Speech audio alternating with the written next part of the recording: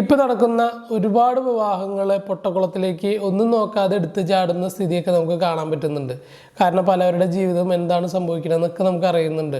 ഒരുപാട് ബുദ്ധിമുട്ടിലേക്കും അതുപോലെ തന്നെ മാനസികമായിട്ടും ശാരീരികമായിട്ടും എല്ലാതും അവർ വളരെയധികം ദുരിതത്തിലേക്കൊക്കെ പോകുന്നൊരു സ്ഥിതിയുണ്ട്.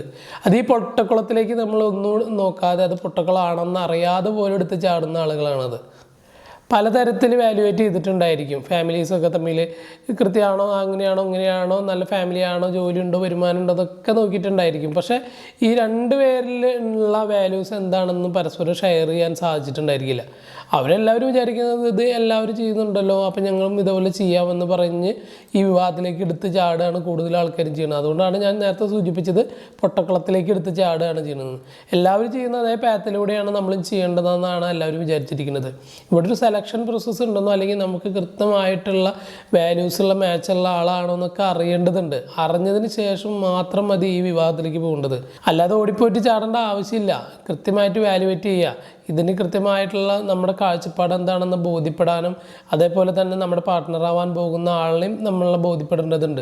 കൃത്യമായി മനസ്സിലാക്കിയതിന് ശേഷം വിവാഹത്തിൽ പോവുകയാണെന്നുണ്ടെങ്കിൽ അതിന് ശേഷമുള്ള ലൈഫിലെ ഹാപ്പിനെസ് ഒക്കെ നമുക്ക് കൊണ്ടുവരാൻ പറ്റും.